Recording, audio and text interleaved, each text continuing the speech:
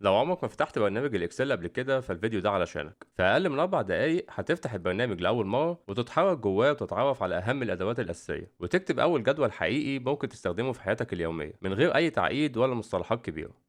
أول خطوة نفتح البرنامج نفسه من قائمة ستارت في الويندوز، نكتب إكسل ونضغط انتر. هتظهر شاشة البداية، هنختار منها ملف جديد فاضي اللي هو بلانك ورك بوك. الصفحة اللي قدامك دلوقتي هي المكان اللي كل الشغل بيحصل فيها. شايف المربعات الصغيرة دي اسمها خانات أو سيلز، متقسمة الأعمدة بحروف زي A B وهكذا، وصفوف وأرقام زي 1 2 3 وهكذا. المعلومة المهمة هنا إن كل خانة بتتكون من حاجتين: حرف للعمود وبعده رقم الصف. يعني الخانة اللي في العمود A والصف 1 اسمها A1، واللي بعدها على طول في نفس العمود لكن في الصف التاني اسمها A2.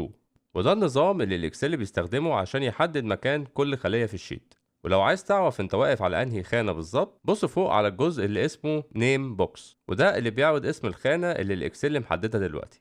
علشان نفهم اكتر تعالوا نعمل تطبيق عملي بسيط، وهو اننا هنعمل ملف نسجل فيه مصاريف اليوم. فاول خانة فوق على الشمال هنكتب كلمة اليوم، وفي الخانة اللي جنبها نكتب المبلغ. ننزل تحت ونكتب تحت اليوم السبت، ونكتب تحت المبلغ 120.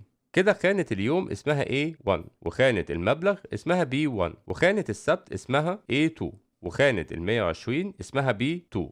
ركز معايا عشان في آخر الفيديو هعرفك حاجة مهمة جدا تعتبر هي أساس كل حاجة في الإكسل.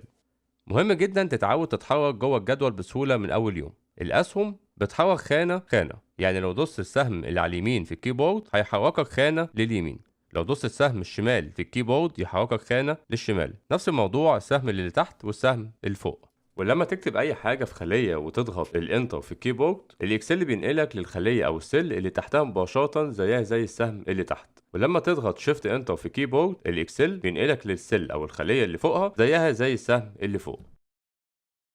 طيب لو عايز تنتقل للخلية اللي على الشمال أو اللي على اليمين زيها زي الأسهم الشمال واليمين، بنستخدم تاب عشان نتحرك للخلية اللي على اليمين، أو شيفت تاب علشان تتحرك للخلية اللي على الشمال.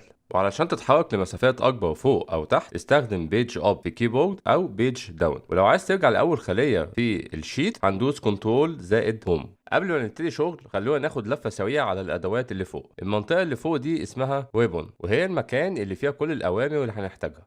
هتلاقي أقسام مختلفة زي هوم، انسيرت، بيج لاي اوت، فورميولاز، وكل قسم جواه مجموعة من الأدوات.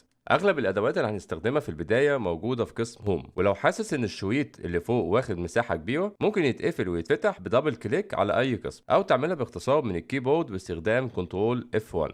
فوق خالص في شريط صغير اسمه كويك اكسس تول بار، ده بيكون فيه الاوامر اللي بنحتاج نوصل لها بشكل سريع زي السيف، اندو، ويدو. ولو الكويك اكسس تول بار مش ظاهر عندك روح على فايل، اوبشنز، كويك اكسس تول بار، ونعمل علامه صح جنب شو كويك اكسس تول بار. بالسهم الصغير اللي فوق ده ممكن نضيف على الكويك اكسس تول بار اوامر تانية مثلا زي السورت ديسندنج والسورت اسندنج، لان دول هنحتاجهم كتير جدا.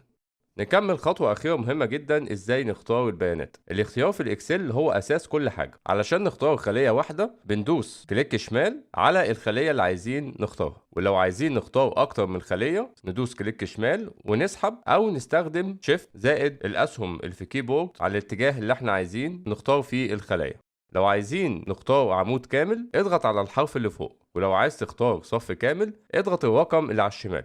ولو عايزين نختار خلايا مش جنب بعض نختار اول خلية باللي احنا ندوس كليك شمال على الخلية، وبعدين ندوس كنترول في الكيبورد نروح للخلية اللي عايزين نختارها وندوس كليك شمال. قبل ما نخلص درس النهارده في 3 انواع مؤشرات هتشوفهم وانت واقف على الخلية، لازم تبقى عارفهم كويس جدا. اول مؤشر هو المؤشر الابيض الكبير، ده اللي بيختار الخلية، ولما بتوصل لحافة الخلية بيظهر المؤشر اللي على شكل صليب اسود، وده بينقل البيانات من خلية لخلية تانية. والمؤشر الاسود الصغير اللي في الركن ده اسمه فيل هاندل، وده اللي بنستخدمه للنسخ التلقائي من الخلايا دي لخلايا اخرى، وهنشتغل عليه كتير جدا بعد كده. دلوقتي بعد ما خلصنا شغل على الملف بتاعنا، عشان نحفظ شغلنا بنروح على فايل، سيف از، ونختار الديسكتوب ونسمي الملف مثلا مصاريف يومية. كده كل شغلنا اتحفظ وبقى امان. وكده تكون خلصت اول خطوة ليك في برنامج الاكسل. لو حسيت ان الموضوع طلع اسهل مما كنت تتوقع ما تنساش تعمل لايك وتشترك في القناة عشان الدروس الجاية اهم.